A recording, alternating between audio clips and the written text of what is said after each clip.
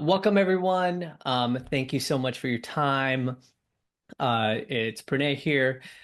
We know that everyone is very interested in talking about taxes, and as one of the few conversations you have at the doctor's table everywhere. And we spend a lot of time thinking about taxes, but there's a lot of misinformation out there or just kind of confusion. So we reached out to a group that is known in real estate. They do real estate syndication, passive investing, active investing, taxes, so we can really hear about how this will really impact us.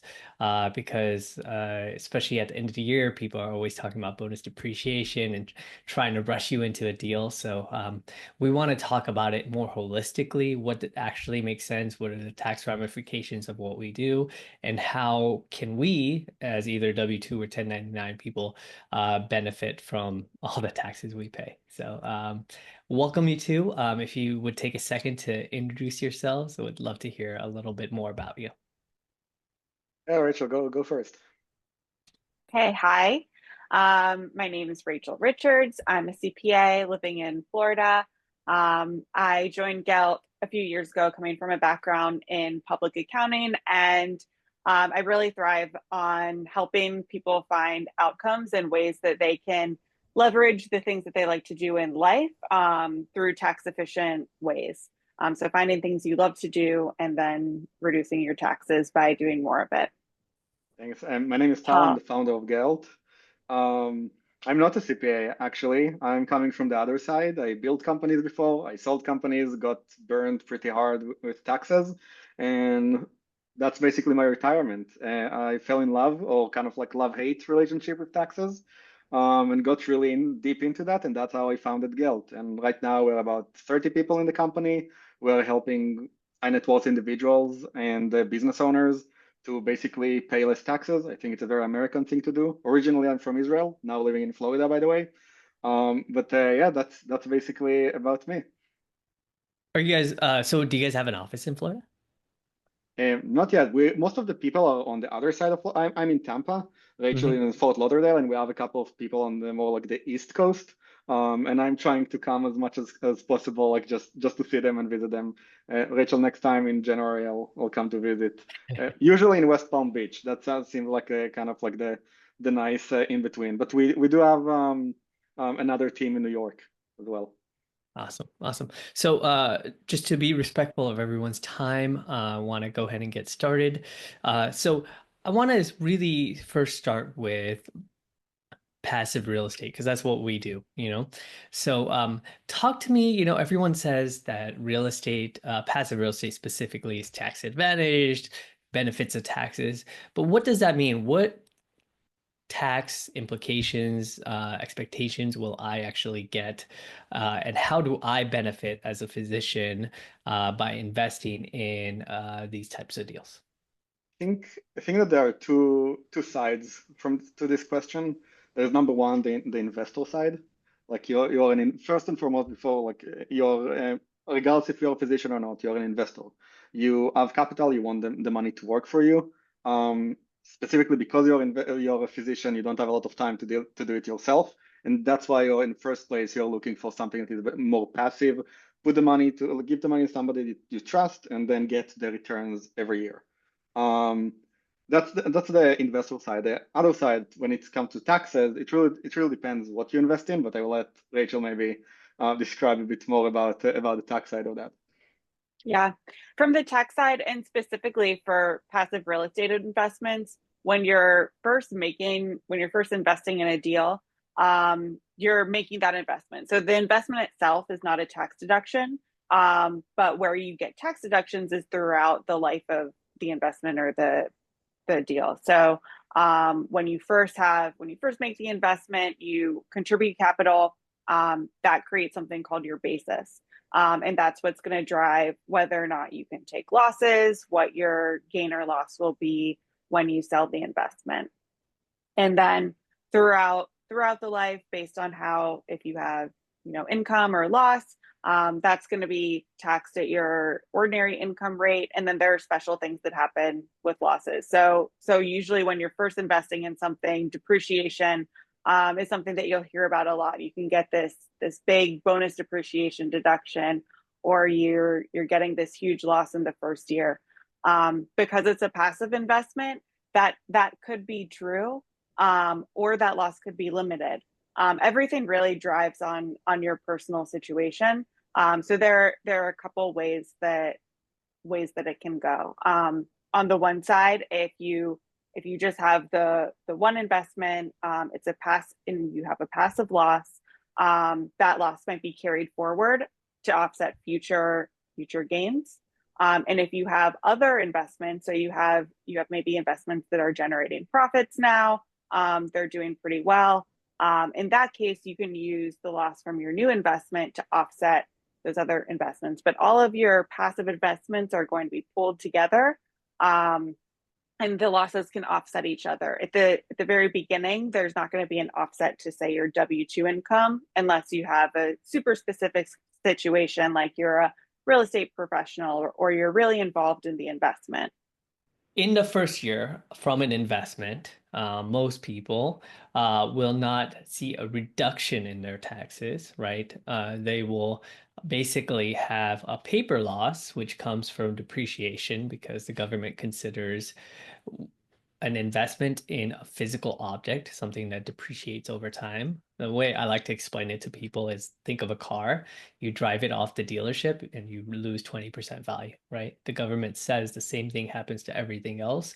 It's just, for the most part, not always, but for the most part, real estate appreciates in value. So you're able to use that. So say you put a $50,000 investment, you might have on paper like a $30,000 loss. Now, when you first start investing, you're like, wow, great, I can reduce my taxes by 30,000. Well, that's not true, because your income, most physician income, is considered active.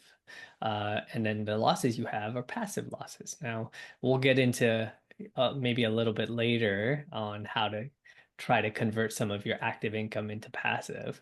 But for the most part, active income's active, and you can't subtract your passive losses against it. So to think about this in the very beginning, first year you make the investment, you have a lot of losses, it looks great on paper, but your taxes are going to be the exact same between the years, and it's not going to be adjusted because of that investment. Does that sound right, Rachel? Yeah, exactly. And just something to mention, like when Mhm. you think about investments in general, I think about the tax side and the tax upside as the cherry on top. Mhm. You make the investment in order to generate returns. If you have a tax benefit for that, that's not the main reason. Not in all cases, but in many cases, to make the investments. If it's a good investment, it generates great returns, and it has like the tax benefits because it kind of like fits into your bigger picture. That's the cherry on top. But it's not the main reason why you want to go to make an investment in most cases. Not every situation is different, but in most cases, that's the truth. So think about taxes as really the cherry on top and not really the reason why. And that's something that I think that some people are kind of like missing the points on that, especially if they start to invest, just start to invest basically. Yeah, I mean, you're not telling people to spend $5,000 on their CPA to save $1,000 on their taxes. No, no, because they still spend like $4,000 even if you save like the Yeah. 1,000. Yeah. Especially physicians, we tend to think about taxes a lot, and often get into things for the tax benefits that end up hurting us in the long run. For example, I knew a lady that had a property in Newport. It appreciated from 500 to 2 million. Anyone that knows Newport knows it's a very nice area. Did a 1031 of the whole $2 million. And now every couple of years she has to find a new 1031, and she's just getting eaten up by fees, and just having a lot of difficulty finding deals that meet the criteria to be able to invest. So she's kind of in a cycle of having to do that. And, yeah, it would have been a lot of taxes to pay when she first did it, but had she done that, it would have just been a lot less headache.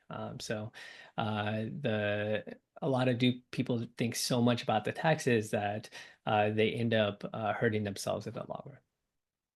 I know it sounds funny when we say that as as a tax company that it's the cherry on top, but not the reason. But that's the truth. And anybody who is really trying to push it as a sales point, and that's the main thing that they are trying to push, that's something definitely to be a little bit more careful.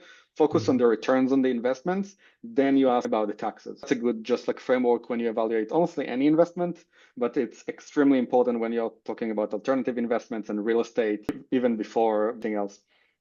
Yeah, and so also to kind of close up the first year, people will talk about bonus depreciation and cost segregation. Rachel, if you could just talk briefly about what those are and why that helps front load your losses.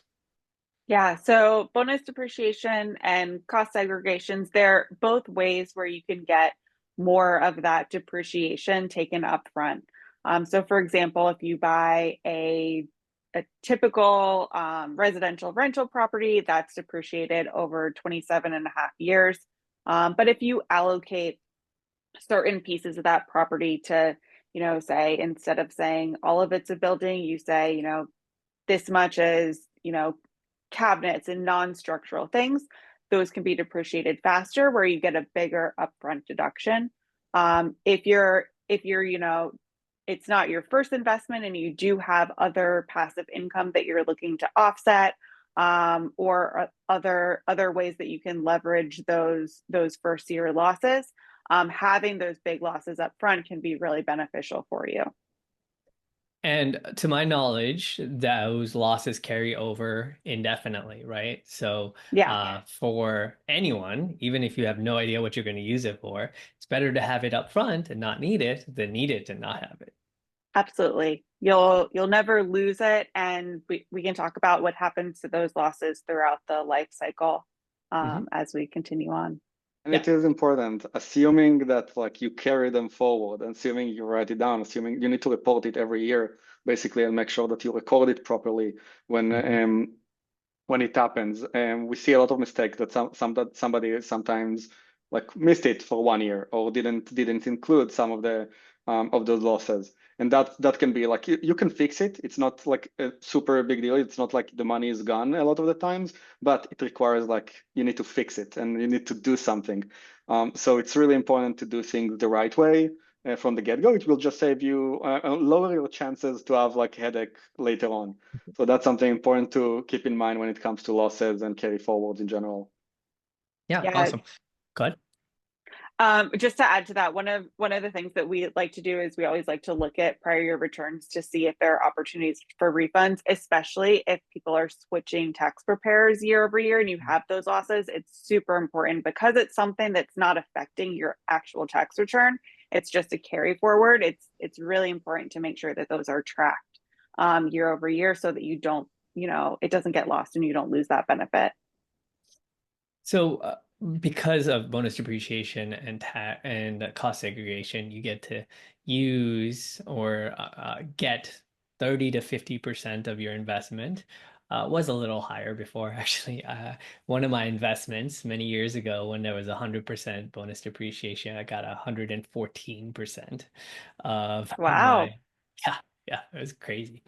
Uh, but it's been going down now with the new administration. They're talking about bringing it back to 100, but it's not happened. So it's It's gone from actually in the 100 Senate.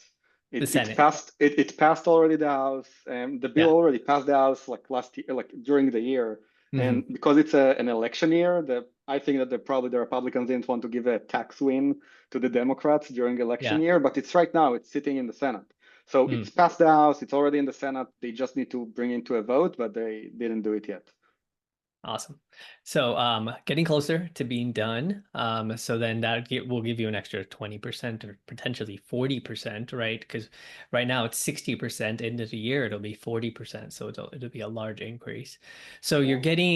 you're getting say 30 to 50% of your initial investment. So say you put in 50,000, you'll get anywhere from say 25 to 30,000 in the first year. What happens? Do you get more depreciation after that, Rachel? Like, how does that work? Yeah, you continue to get depreciation for, up to 27, sometimes even 39 years. Just that first year that you're putting something in service is usually where you can get the most out of it. And then the remaining whatever hasn't been depreciated up front continues to go over time. Okay. So then there is sales, right? So we haven't seen much of that in the first in the last year or so. But I think with lower interest rates, we should start seeing some exits and say you've had a property that has increased in value from, so the basis is higher. Talk to me about the tax ramifications for just a normal person in a single deal. Yeah. So normal person in a single deal, the property's gone up in value. When you sell that property, you have a capital gain. If you've held the property, long term, that would be a long-term capital gain, taxed at preferable rates. And usually you would say, okay, if I made $100,000, then 23.8, a percentage of that would be taxed at the capital gain rates. What actually will happen is if you've had depreciation taken on the property previously, to the extent that you have that $100,000 gain, if maybe 20,000 has been depreciated, then you have $20,000 of that 100,000 is ordinary income, and the remaining 80,000 will be taxed at capital gains rates. So something people don't often realize will happen is that you do have that depreciation recapture at the time of sale. The good thing is if you do have those passive losses carrying forward, those are going to free up to cancel out the tax event that you would have. So how do you calculate that? So say I put in $50,000 investment, and then say I got 30,000 in losses. What is my basis? Like, what is my investment in year one? Is it 20,000? Is it 50,000? And then how do you calculate capital gains from that? Yeah. So if you have a $50,000 initial property, you took $30,000 in depreciation, your basis is now $20,000. So it's your basis and the amount that you'll use to calculate that gain is going to be what you bought the property for less the depreciation that's been taken. So if you're selling something, just to use some different numbers, if you're selling something for $150,000, now you have $130,000 of gain And then to be recognized. and then that 130 will be at capital gains, which is rough long-term capital gains, assuming you've held the investment for more than a year, which will be roughly plus or minus 20%-ish in Yeah. taxes. So of that 130, Hmm. 30 of it will be considered ordinary income because the gain is coming from recapturing that depreciation. And Mm-hmm. then the remaining 100,000 will be capital gain. And then the 20 will be just return of your original investment. Hmm. Okay. Exactly. So to kind of think about it, so 20 return of your original investment. The next 30 is depreciation recapture, which will let's dig into that in a second. And then the additional 100,000 will be long-term capital gains. Is that right? Yeah. And Exactly. then for the long-term capital gains, there isn't really much you can do to kind of offset that, right? There is uh like actually just keep that an open-ended question. Is there anything you can do to defer that? It depends on your tax situation. You Mhm. might have, if you have long-term capital losses from securities or other investments, those might be available to offset your long-term capital gains now that you have capital gains. Right now, before this exit, all of your all of your like income or losses every year were in that like passive activity bucket. And now, if you think of all your income as you have like ordinary income, passive income, now we've also opened another bucket for capital gains. So now you're bringing in capital gains, and just like passive income and passive losses can offset each other, capital losses and capital gains can now offset each other. So that's one avenue that you have.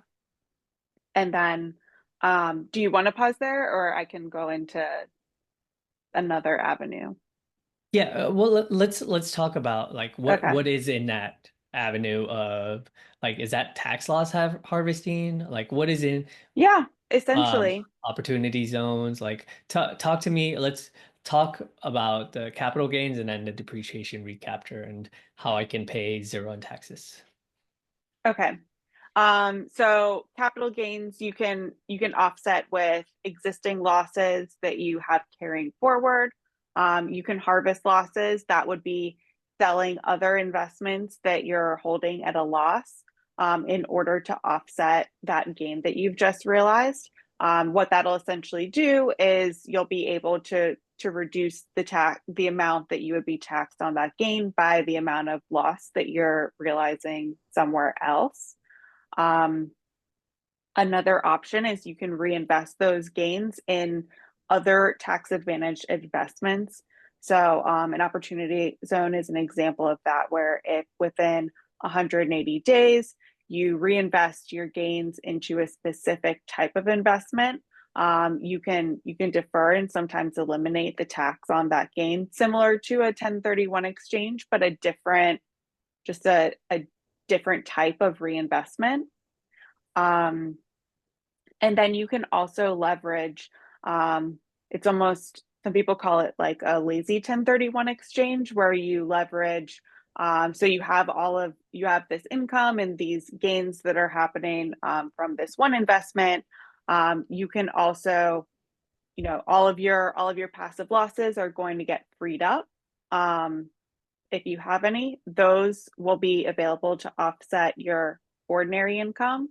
And you can leverage and making a new investment where you have those losses, where you have like those first year losses, and use those to also benefit from and offset that gain that you're just recognizing. Could we double click on the freeing up passive losses? Because I have like $500,000 worth of passive losses that I haven't used. Yeah. So So talk to me about, yeah, what does freeing up Okay. So again, like thinking about the buckets throughout mean? the life of the investment, you have passive losses can only offset passive income, and that's a rule that you need to follow. Then in the year that you exit the investment, new opportunities arise. So now in this year that I'm disposing of my investment, all of those passive losses, they're no longer limited to offsetting other passive losses. They can now offset all ordinary. They free up as ordinary income, and I can take passive losses from any of my investments up to the extent of the gain that I'm recognizing. So, to give you two examples of that, if I have $500,000 of passive losses, and my deal didn't, things didn't go that well, my gain ends up being only 200,000. The entire 500,000 is freed up as an ordinary loss. So I've offset 100% of my $200,000 gain. And now I have $300,000 that's going to offset my W-2 income, my ordinary income from my medical practice, or any type of income that I have. Granted, I did have a bad investment that brought me there, but the result is that I'm getting, I'm offsetting passive income, and now I've gone all the way and I'm offsetting that W-2 income as well. Okay, Um, I'm gonna have to definitely dig in a little bit deeper. Um, okay, so on that example that you did, what is that multiple deals of the 500? Because mine is like over like 20 deals. Okay, And then so yeah, a what? single deal, that would be the single deal had the $500,000 loss. In a second example, Mm-hmm. where maybe you have the same that single deal has $100,000 loss and you have a $200,000 gain on that deal. Mm-hmm. So when you exit that deal, the $100,000 loss frees up, offsets that $200,000 gain, and now 100,000 of losses from all your other deals can come in to offset up to $200. You can't go past the $200,000 unless it's from that single investment. But you can use your other investments to offset up to the amount of your gain on the single investment. Got it. So your first example is good if you have a deal that doesn't do well, and we'll talk about loss of capital again after this. But the second example is where maybe it doubled. You put in an investment of I don't know, maybe like 150. You got $100,000 in losses, and then there's some left over, or there's excess gain more than your losses. And so up until the gain, you're able to use your losses. But at that point, you just want to use your losses against your gain. There's no real benefit to taking those losses and using it elsewhere, because otherwise you're going to be paying uh, taxes on your gain, right? Mm-hmm. It's kind of just moving water around. Like it's even though you can use it elsewhere, you might as well use it on your real estate gain. Does that sound right? Yeah. Yeah. Okay. Now, that is good. Yeah, sounds a lot better in theory. Oh, frees up all this, but yeah, it always kind of comes down to um semantics. So not cool. And you're able to offset. I mean, if you can offset 100% of your gain, that's a big win. And but still Yeah. not really decreasing your income. Now let's talk a little. Oh, actually, I think Philip had a question. You still there, Philip? Let's see. Let me find him. My screen's like humongous, so I like get lost sometimes in it. I can Actually, put him on stage if you'd Okay, like, yeah, Pranay. could you do that? Oh, I see him. Allowed to talk. Hey, Philip.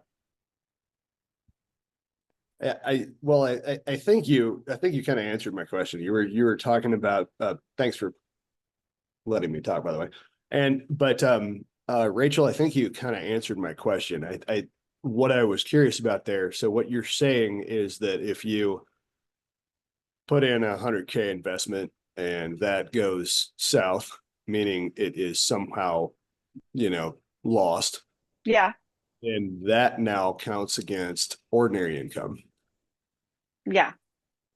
Right. Okay. And then after that, so I believe that question was already answered. So But just to clarify, that's exactly the cherry of top on top. You still lost the money. Yeah. You still had the loss, but you can deduct some portion of that from your taxes. So if your ordinary income tax is quite high already, and you have, let's say that you're in private practice or even like W-2, whatever arrangement you have, but you have quite a large like salary, then your deduction, like in matter of tax savings, will be larger, but you still lost money. Yeah. but sure. Yeah, I mean that, but I think that's a fair number of interest, which is from a tax strategy perspective. You say, well, okay, I'm paying, X $100,000 in tax every year. And so I think the basic idea, which probably a lot of people are listening to this for is the idea of setting up, passive income, basically a group of investments like Pranay is putting together, where they either offset each other or, in the meantime, if you did lose the money, then theoretically you can claim that against your ordinary income. Right. So Yeah. all of a So it sudden lowers your risk. reduces your overall risk in that passive income investing. So realistically, that from a tax planning perspective, it's like you should realistically be doing that. Yeah. Right. That's Correct. It's like they say, the easiest way to be a millionaire is to start off a billionaire. good. Thanks, That's not exactly what I had in mind. But Yeah, ideally you will not lose. Ideally, you would not make have those losses in the first place. But if God forbid you have some kind of losses, there is the cherry on top, and you will be able to kind of lower your risk, especially if you are at a high income tax bracket. I mean, So if things go poorly, if you're able to insulate yourself, that's really the biggest benefit, right? Like if more times you win, and then the few times that you lose, that there is a benefit, a tax benefit, then overall you're winning. And the yeah, more you can kind of put the dice in your favor, the better. well, if you paid it in taxes, you definitely lost it. Mm-hmm. Yeah, yeah. 100%. Whereas if you put it in an investment, then theoretically, you have some risk, but you could also win. Yeah, You're exactly. hedging it. So the The taxes are percentage, the right? edge. Yeah, so it's like a house. You're being the house, right? Like in Vegas, like if you have a slight edge, right? The house only, depending on the game, it only has a couple percent edge, but the more you're able to get that couple percent in your favor, then you're winning. Thanks, Philip. Yeah, thank you. Let's talk a little bit. I think we have a couple other questions. Let's talk a little bit about deals that are doing very poorly. So, fortunately, we haven't had any issues with this yet, and hopefully ever. But we have heard of colleagues that are losing properties. So talk to me a little bit about basis, like what does this mean? What are the tax ramifications? I know we talked about it a little bit, but I'm talking about a complete loss of capital or a near wipeout of capital. What are the ramifications of that? Yeah. So in general, what's good for life is bad for taxes, and what's bad for life is good for taxes. So in the event that you have a loss, so significant that you're also losing, you're losing capital, you do have any passive losses, those will get freed up, and then any loss of capital that you have that extends beyond your passive loss carry forwards, or your losses throughout the life of the investment, will get freed up as long-term capital losses. So those can offset, again, 100% of any other gains that you have. Or if you don't have any other gains to use those losses against, then you can take them $3,000 a year against your ordinary income indefinitely. Okay, so let's use some numbers to make this more realistic. So say I made $100,000 investment. In the first year, I got 50,000 in losses. So my basis is 50,000. And then in let's say no further depreciation. Let's just say it ends at 50. And then year five, and say I didn't get a single distribution. Year five, I lose 100% of capital. Now tell me what is going to happen. Okay. So year five, you're gonna have, actually, maybe let's make it not 50. Okay. So let's say you have 40,000 in Mhm, losses over the mhm, life of the investment. mhm, In year five, the $40,000 of losses that you haven't taken yet, mhm, those passive losses will get freed as ordinary losses. mhm, And now your basis is going to be 60,000. So your $100,000 investment minus the $40,000 in losses that we've now recognized, and that 60,000 will be a capital loss. So you'll have a $40,000 ordinary loss and $60,000 capital loss. At the end of the day, mhm. you invested 100,000, you have $100,000 loss, and that ordinary loss is going to be more advantageous to you, most likely. Okay, so repeat that for me. The Okay. 40,000 is what, and the 60,000 is what? So the 40,000 is Mhm. my passive losses throughout Depreciation, the yeah. life of the investment Mhm, that that were released as Mhm. ordinary losses, and then the Mhm. 60,000 is the basis that I couldn't recover, and that's going to be a long-term capital loss. Long-term capital loss. Okay, so then the 60,000 will offset potential long-term capital gains in the Mm-hmm. future. It carries over indefinitely. Now the 40,000, as you mentioned, is more advantageous, despite losing money. And actually, I had another scenario. I'll tell you in a second. But so that 40,000 in ordinary losses now. Can I use that in the first year to offset my ordinary income gains? Or you were mentioning something about $3,000 a year. Yeah, so for the ordinary Mhm. losses, you must use all of it in the year that you lose the investment, and it will offset your ordinary income, so your W-2 income, any other Mhm. business income that you have. Mhm. So that the benefit of that loss is going to be, at whatever your tax rate is. So Yeah. that could be up to 37%. Yeah. I want actually to maybe explain about, I know it's very confusing, like to follow the capital gains, capital losses, ordinary income, ordinary loss. A small framework that might help people like think about it. Mhm. You have two categories of when you think about how to offset income and losses, you have two categories that you want to keep in mind. Category number one is the source of income. Category number two is the activity of the income. With the sources of income, you have rental income, you have capital gains, you have ordinary income. All of those are sources of income.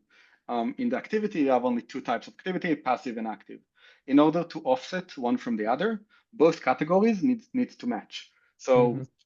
all the active ordinary income, active ordinary losses, capital gains, capital losses. But if you have, for example, rental income and capital gains, they don't match by the category. So like that's generally it's not true for everything, but that's a general framework that you want to think about when you think what can I offset by what. That's something that can help you guys, like maybe when you think about your own situation, to map it by that, the what's the source and what's the activity, and then try to match it. Yeah, unfortunately, ordinary losses usually require actual losses. So there's not a way Yes, to there's yes, not a way to get a bunch of those without actually losing money, which kind of sucks. True. right. And what sometimes tax strategy and planning is all about is how can you recategorize the type of source? How can you change something from one activity to the other, in order to benefit you in the bigger picture? That's sometimes like that what you're trying to create. You're trying to play that game and match those in a proper way to minimize your liability. Hmm. Hmm. Mm-hmm. Okay, awesome. So I think that's a great, if anyone else has questions about kind of the life cycle of an investment, let us know. But I have like a lot of questions that people have submitted. So we'll just go ahead and get started. So let's see. Okay, so one big thing is kind of in the same vein that you were talking about. A lot of physicians will get a K1 from their partnership. So they're a group of orthopods, they're a group of ENT doctors, a lot of surgeons. And so how does that affect it? Like, is partnership income considered passive? And then secondary, after you talk about that, let's talk about owning your own office and getting a K1 from that. Rachel, like I think before Rachel will get into the technicalities. By the way, I'm sure that like some people miss that, but my wife, she's a resident right now, so she's making nothing. She's in a bad place right now. She's a surgical resident, but yeah, she's doing plastic surgery, and Oh. but my in-laws, my father-in-law is a general surgeon. My mother-in-law, she's an anesthesiologist. So I went through them like through a lot of their kind of like models. And it's kind Mm, of like very interesting to see that like so much about that. It's also about negotiation. Even if you're part of a group, you're not necessarily a partner of the partnership. And it's something that physicians, it's unrelated purely to taxes. Taxes, again, are a portion of the considerations. But when you're negotiating a deal, when you're getting into a new group, It's something that you want to understand what's the tax structure for your deal. Are you going to be a W-2 for the group? Are you going to be a partner of the group? And what exactly are the terms of the partnership? Because that affects how you're going to get compensated and how you are going to how your income is going to be classified. So that's something that if you are in the transition period in life, definitely think about taxes when you negotiate, and also when you have the transition. And now, Rachel, you can explain that as well. Yeah. So if you're getting a K-1 from a medical practice, or you're working in as you know, you have your own S corp or something of that nature, assuming that that's going to be something that you're actively doing, that would put that K-1 income into your active ordinary income bucket. So the passive real estate investments, by default, would not be able to offset that active ordinary income unless you're in situations we talked about, like when there's an exit and you have losses getting freed up. But day to day, those types of income would be isolated from each other, and not able to offset each other, unfortunately. So a K1 doesn't mean passive. Like it's not, Yeah, you really gotta K1 look into it. Yeah. K1 means you have an interest in some type of business, and then it's really, you know, what type of business it is, what you're doing, that's going to drive how that K1 income is going to be taxed for you. Okay. Actually, so we have clients that they're partners at Kaiser, for example. I hope I can say the name. Yeah. But yeah, we have in a big corporation that you probably heard about. But for them, for example, because they are not structured as a partnership, they don't get K1. They're a corporation. They don't get a K1 at the end of the year. They are employees, and they sometimes own shares of that because they have some kind of equity compensation. So we are talking about like you're getting K1s in only when you own one of the following: number one, an S corp; number two, a partnership; number three, if you're certain trusts, but that's not related to this. But S corps and partnerships, those are kind of like the entity types that you're getting K1s. Those are pass-through entity types also, so you're getting taxed on the individual level and not on the entity level, as opposed to C corporations, where you don't get nothing is passing through to you. You're getting taxed on the corporate level. So I don't want to get too much into that because that's a whole discussion. But when it matters a lot how you structure your deal and your ownership and your equity. So it's really important to work with your tax professional when something like that happens. Yes, I have so much to say about that, but probably how you we're can not be going to have taxed all is the like a time. whole other. Yeah, but also like for physicians and the partnerships and There how are it's being structured.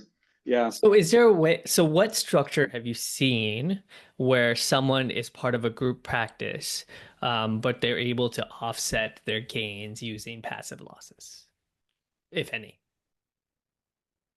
Like how do you Okay, so structure it that way? you want to talk about that? To offset their ordinary gains with passive losses. Let me structure the question maybe. Or making their partnership income considered passive. Let me structure the question a bit. So I'll give also an example of a real client. Like he's an orthopedic surgeon. He finished residency a couple of years ago, joined a group, became a partner. Really great guy. I'm not sure if he's here, but basically he joined the partnership, and he basically bought in, or he bought into the partnership. So he's buying. Number one is buying interest into the partnership, so he needs to come up with like some kind of like arrangement either with them or come up with cash in order to buy in. When he's buying into the partnership, he owns a portion. He owns, let's say, 5%. Let's say that there are 20 surgeons. Each one owns 5% of the partnership. So that's ownership number one. He owns the partnership. When he came to us, he received guaranteed payments. So there is something called guaranteed payments in general. Like you can receive your compensation that way, which is like the partnership just distribute you for your work because he's working as a surgeon for the group. But there is also like an option to get paid through your own personal management or personal practice company. Even if you're a partner at the partnership, you can still get paid through your own kind of like your own management company and provide services for your own management company. So the question is, let's say that this kind of orthopedic surgeon they're getting let's say $600,000 a year through the like for the services that they conduct for the group, and then another because they share the profits of the group, they get another $100,000 on a K1 from the partnership itself for their interest of the ownership. Now the question is, what can you do with the $100,000 of like a basically interest, like the payments, the distribution, and how can you offset that? Is that correct? That's the question. Yep. With passive real estate income, you cannot. But if you have a situation where you have a spouse maybe that's involved in real estate and you can convert that passive real estate income into maybe active real estate income, or even qualify as a real estate professional, then you can get in a situation where you're offsetting your ordinary income from a business with real estate losses. There are special rules specifically with rental real estate where it goes a little bit even beyond the active versus passive bucket.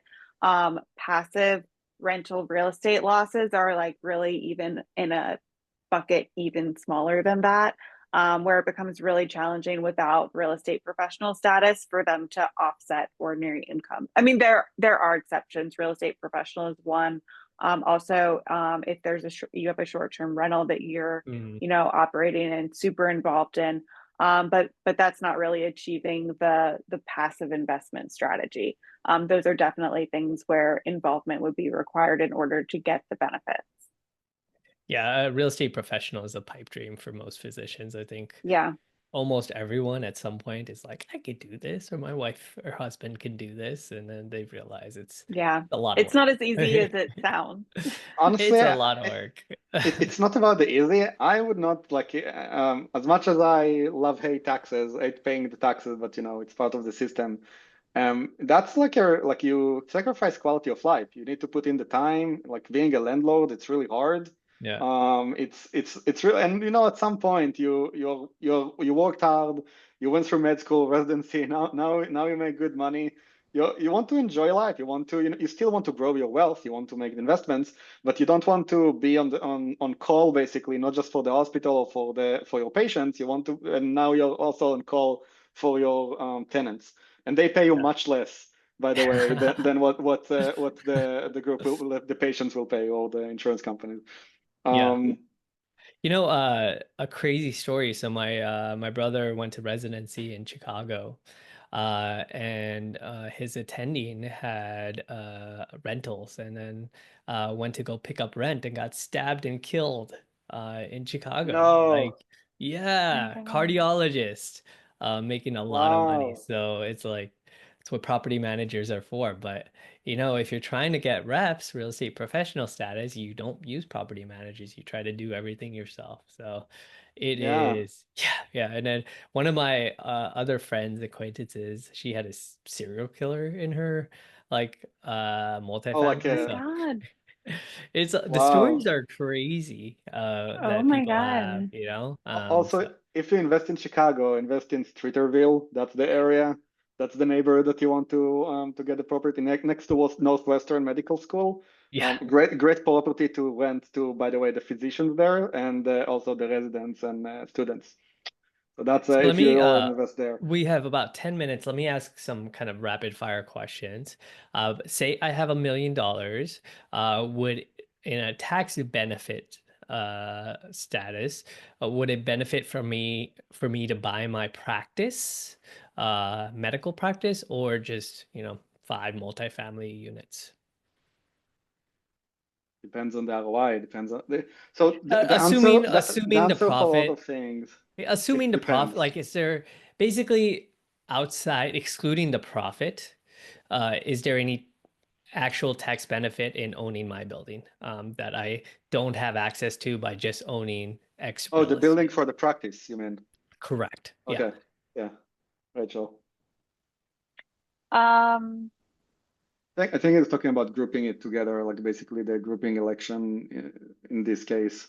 Yeah. So like if I oh, so you want have, to, say I'm going to buy some real estate, should I buy my practice and the building my practice is there special benefit because I am a physician, I work in there? Can I use some the tax benefits? Is it is a special exclusion or is it just treated like any other real estate?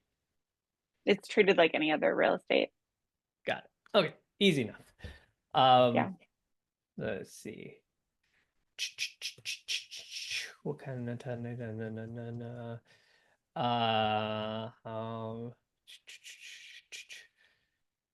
a lot of these are cinder. Okay, so let's depreciation.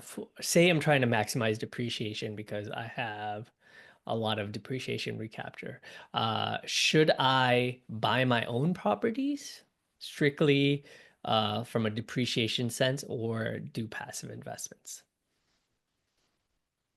Um, it's you're gonna get the same outcome, kind of either if the depreciate as long as what you're buying is something that is going to be a passive real estate investment, whether you own it through an LLC or a syndicate, or you own it directly, it's gonna still have the same tax treatment, regardless. Is But you But that will what you were work much asking? more. but You will from work much more to get the real estate that you buy yes. directly, by the way. Yeah, but strictly from a depreciation standpoint, dollar for dollar, you get a lot more depreciation because of leverage on your active real estate. Like if I say I put down 50,000 for a $200,000 property, right? Down payment of 25%, I should get a lot more depreciation, assuming you get, 50% of the value. So maybe I get assuming I do cost seg and bonus depreciation, all that stuff. I should get $100,000 of depreciation as opposed to maybe a $50,000 investment into a passive deal where I'll get about So 25,000. So it's more nuanced than that. It really depends on the cost segregation study. But generally speaking, like when you're investing in something that is more like a duplex, like not a Mhm. compound or like a commercial property, like then how the depreciation is being calculated, it's going into the details. How exactly is the cost segregation study is being made? Like who is doing that? What is the property? And of course, for certain properties, you can squeeze more from the study than from other properties. So a lot of the time, one of the reasons why people like to invest in funds is that they have access to certain properties that you can squeeze more depreciation. Not because like there is a difference between one depreciation or the other. There is a difference between the properties, the types of properties, and how they're being structured, and how depreciation is being calculated, and the cost segregation study is being done. So that's something definitely to just take into account.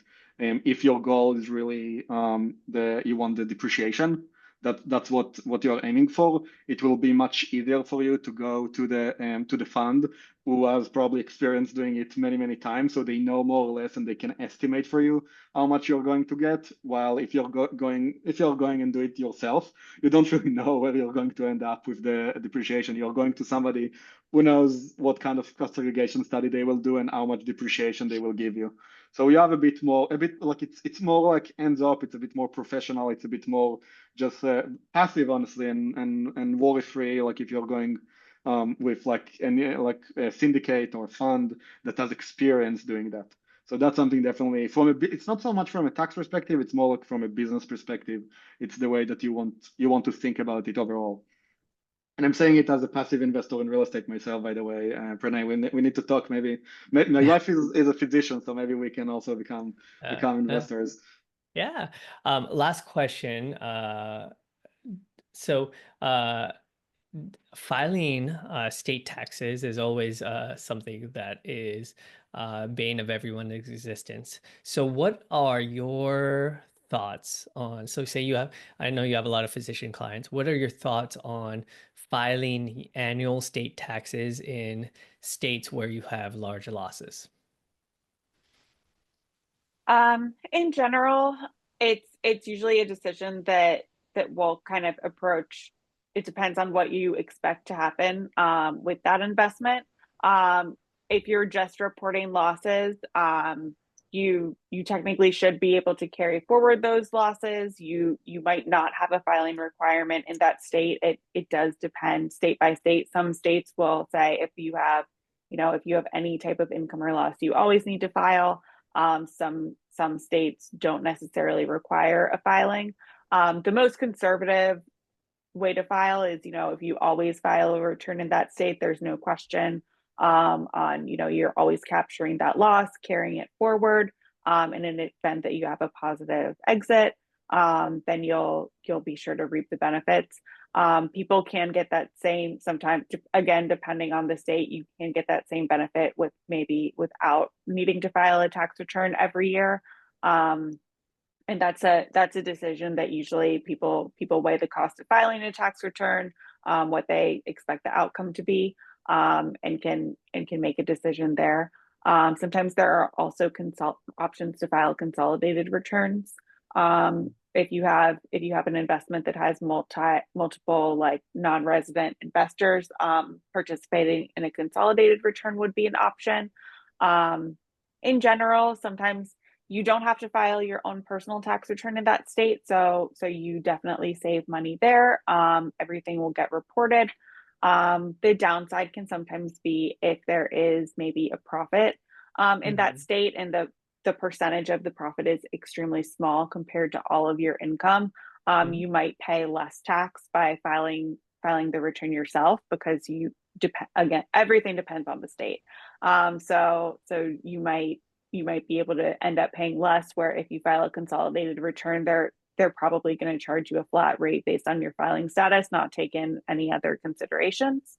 So it's really a case by case basis. Okay, two questions from people that are live. The one or two sentence answers. So, premiums for personal disability insurance, can it be deducted as a business expense pre-tax, or does it come out of paycheck post-tax? It can be premiums for it can be either way. If you're paying it out of pocket, then it would be an itemized deduction, which you may or may not be eligible to take. That would be on Schedule A. And then if your employer does offer it as a pre-tax deduction, then it's pre-tax. If you're your own employer, can you say it's pre-tax? It depends on your plan. You can't give yourself a different treatment than, like, you have to have a plan depending on if there are other employees. You do have to kind of structure the plan. That'll determine. And if it's an S corp with a 2% shareholder, then there are also additional rules. But it definitely can be deductible. And if someone has real estate overseas that they're selling, is there a way to bring that money back while offsetting taxes? If you have real estate overseas, you're subject to different. If you're a US resident, you're still going to have worldwide, you're going to be taxed on your worldwide income. So depending on if you pay tax in the other country, you would still be taxed in the US on that income, but you could, if you pay tax in the other country as well, you get a credit.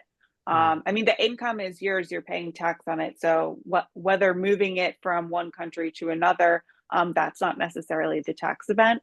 But if you are paying tax in another state, you would also be paying tax in the US, and you get a tax credit. So you ultimately end up paying whichever tax is higher. So it kind of depends on what the tax situation is in the other company, if they have depreciation and all this other stuff that we have. The US is very forward thinking when it comes to real estate. It was And also taxes in created. general. Huh? And taxes in general, the US, I think it's by far the most advanced tax system in the world. As much as we like, people complain about taxes no matter where they live. But if you compare the US taxes to the UK, to Europe, and other places, we're paying so much less. That's the truth. Yeah, Um, and I mean that's a reason that, a lot of Silicon Valley, if you look at like how many companies are worth, billions and billions, and how many startups, there's not that yeah, many in Europe. Yeah, yeah, yeah. yeah. Great. Awesome. Thanks, you guys. I'm sure everyone's gonna want you back. Let us know. People are probably gonna want to reach out. How do we get a hold of you? And just give me kind of a 2, 3 sentences about the type of person that is the ideal candidate that works with you. Yeah, so let's start with the type of people. So usually we are working with high income individuals or and business owners. So if you have private practice, if you have a more complicated tax situation, if you have a lot of K1s, or if you just want to outsource it, that's basically usually why people are coming to us. I would say that the minimum to make is about like $250,000 a year of income in general. That's kind of like the minimum that it would start to make sense. And we are providing like multiple services from compliance, which is just making sure you're not going to jail, and filing the taxes, to most strategic and planning services that how are we going to reduce your tax liability? How can we plan it together to make sure that you pay the least amount of taxes legally possible? So that's about the services and the personas. And if you want to reach out to us, we'll send you a link. Where do we send the link, by the way? We have a link to send. And Yeah, we'll anybody send with, it in the replay, and I think you're offering. First of all, yes. they didn't pay to get here. There's no affiliate. But we don't have any financial disclosures. But they are offering a discount to people that work with them. So go ahead. Yes, yes. Any person who is coming from this webinar will give them one free consultation and a 10% discount on the services. So for the first year, so it's like, yeah, we love working with physicians. It hits close to home for me personally, and we love help you. You work really hard, and we really want to help people just like to keep more money in their pocket. So if you have any problem or you have any questions, just feel free to reach out to us. Awesome. Thanks. And then we'll have their contact information in the replay. Yeah. Thanks, everyone. Bye. Thank you. Thank Bye. you.